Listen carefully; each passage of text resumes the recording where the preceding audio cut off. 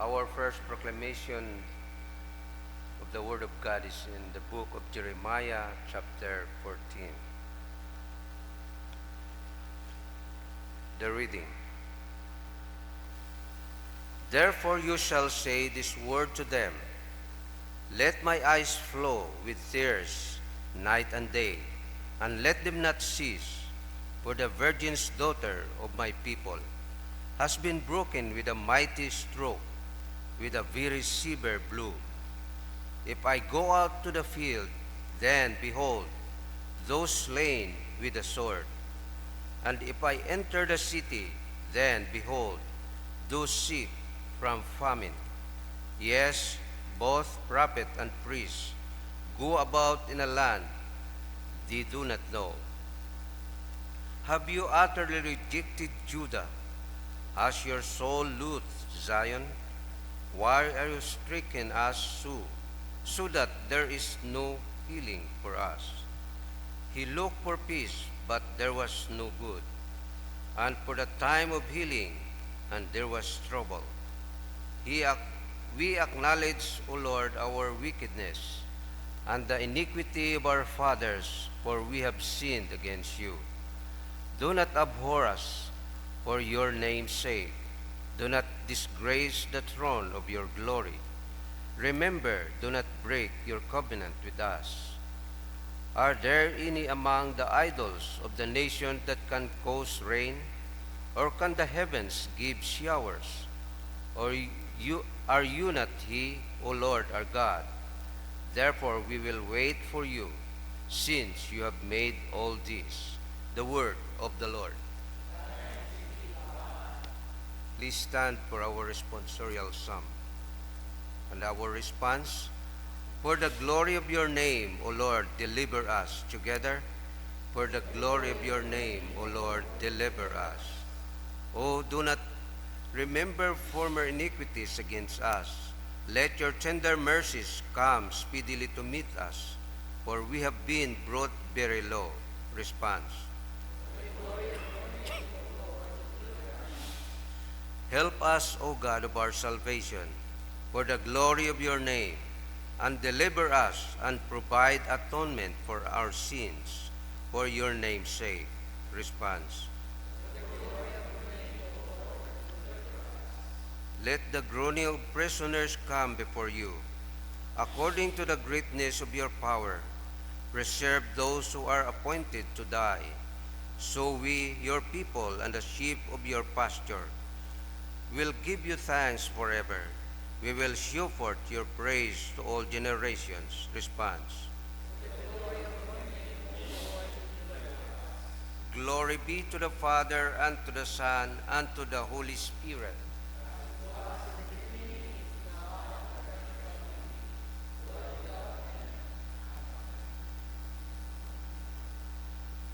The Lord be with you. And with your spirit. The Holy Gospel of our Lord Jesus Christ according to St. Matthew, chapter 13. Glory to you, Lord Jesus Christ.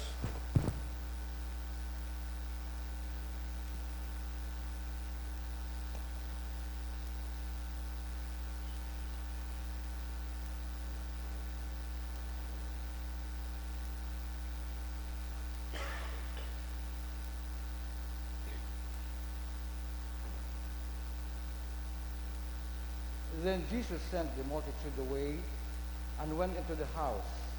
And his disciples came to him, saying, Explain to us the parable of the tares of the field.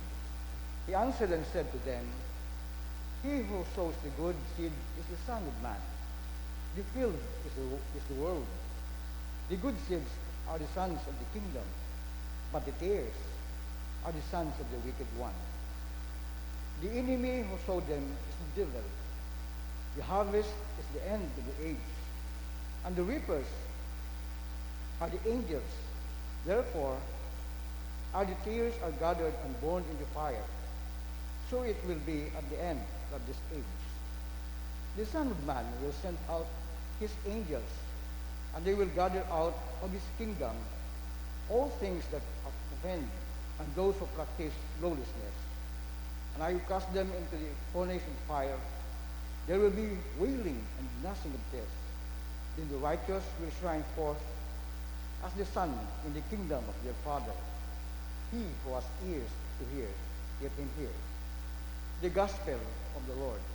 Praise be to you, Lord Jesus Christ. Please be seated. Good morning. Today is Tuesday after the 17th Sunday in Ordinary Time. And I understand that the passages of our Gospel reading this morning, we have been read this so many times. But to have a proper understanding about the Gospel reading, we must go back to verse 24, how it is that today it is being explained by our Lord Jesus Christ Himself. Nakita natin, kung hindi natin pagbalikan, from versikulo 24, in chapter 13, in the book of Matthew, hindi natin masayran kung ano rong wheat, nga rang ginahambal, at ano man rong tares. So, in knowing the Word of God, is simply, we are to open our minds and our hearts agod anang gusto na maintindihan naton ay makaabot katon. Ambal ko nga ni kato ay, when I was in college and graduating from the college ay, antigo ako magbasa at libro, ag antigo man ako mag-explain. Galing pag-abot sa Biblia, nag-introduce ka akong pamilya, ag sa eskwelahan, naging eskwelahan ko, ay wamat akakon gihapon, kung nanong epekto. May una man, I just simply know that there is God.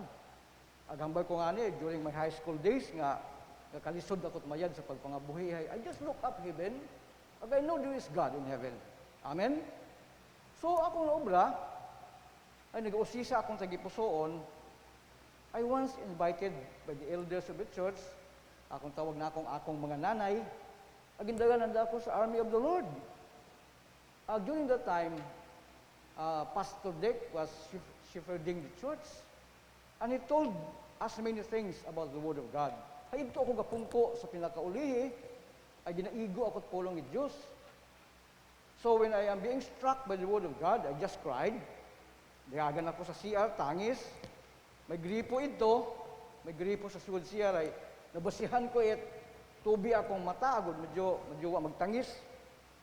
But when I am at home, sa akong kwarto, alone, ay, itong chimpuabi nga to, ay, nga sahuay, nagpanaw sa abroad, ay haman, ay, malisod among pagpangabuhi. So, she went abroad, I was left alone with my children. So, pilmi ako sa akong kwarto, pinabasa ko ng Biblia, and then the Word of God will struck me. Haman, ay, iyak akong dubukot mayad ay. So what I did, ay, pilit ko git nga magbasa at pulong ni Diyos. Pilit ko ang basahon ng Biblia. I knew that there is something there that will correct my life. And so I did, abot ang mga pagsuay kakon, pamilya mismo, ang mga kagapit. But then, the Word of God is penetrating my very heart. Ang so sinakon, kung hindi ko na pagbasahon, ag hindi ko pag-intindihon, ay hindi makakon kaabot ng correction or mahaba na itong direction. Because these two words, correction and direction, goes together. Haman, if you are being corrected, you will be directed. Hindi pwede nga, direction yang. Pero sa akong kabuhi, as I've said, correction and direction. I am corrected by the Word of God, and then I was given a direction. And then later on, sometime nagabinasa akit pulong it Diyos, nagkaagi man ka ako, dahil nga lang gospel reading makaron.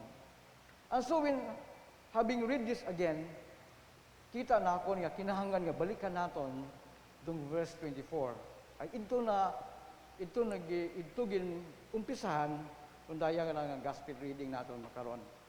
Ang having realized this, hamba na ako nga, kita naton kung ano rong wheat, Kita man naton dong tears, the tears ay ayaro mga hilamunda nga nagatubo kibahan kung palay ay gatubo na dungan. Ag ito na-explain sa verse 24 to verse 30 na dapat ay hambal ko mga manugtanom ay Lord mana ay bukod ba mana ay nagtanom ka at manami ka binhi ayaman mana at may kibahan ang hilamon. So the Lord explained nga ay ro kaaway mana ay kinamnan na ron. So ano man na ron damo obrahon amon man ang buon do yang nga hilamon ang banigi Ginoo ayaw ay basi paggabot mo pati rong mayad nga binhi ay basi gabot mo ag hindi mapuslan. So pinpasugtan nga magtubo kung pagay atong example no. Pasugtan nga pagay magtubo ag hilamon magtubo. And here in the gospel reading this morning ay haragon the explanation.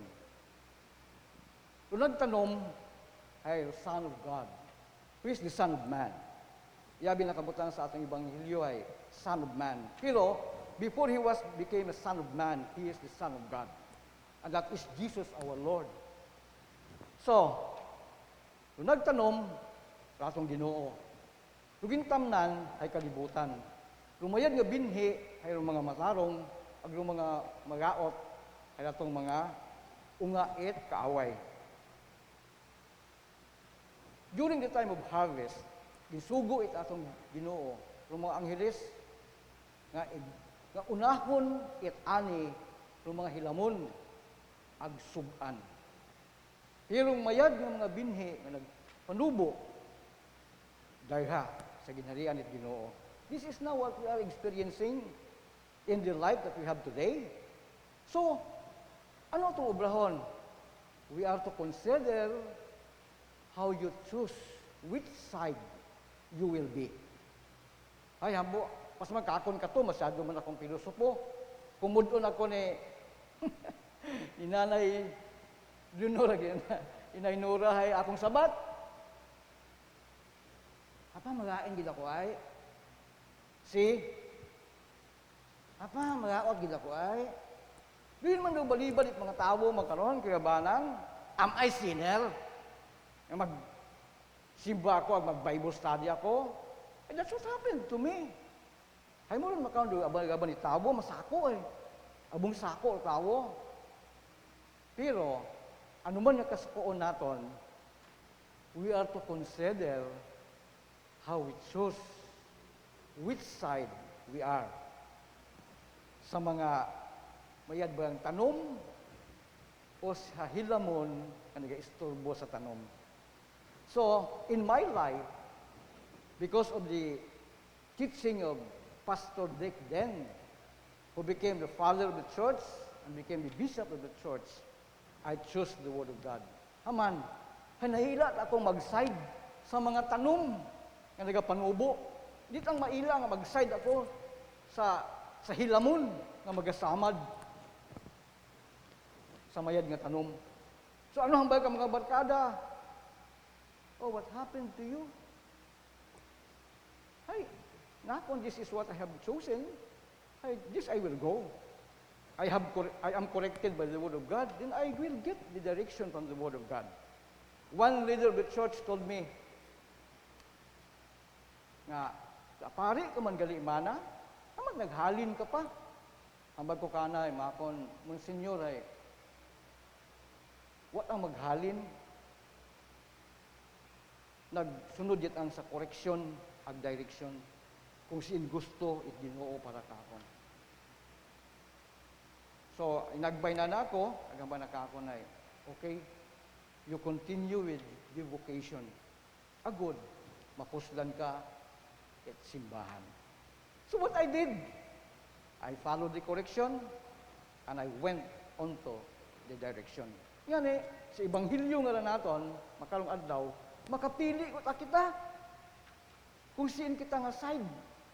Kung sa mga tanom bagang mapinuslanon, o sa mga hilamon, gasamad sa mga mayad nga tanom. We can choose. Ako, as for me, I will choose on the which side na mapinuslanon nga tanom. Not just for me, but for those who have been with me, my colleagues, my friends, my family. Agod, makita nandang rong pulong it Ginoo, hani kapakilala kung sino rong Ginoo. And if they will realize that, it is good for me. It will be good also for them. Consider how you choose which side you are in. Amen.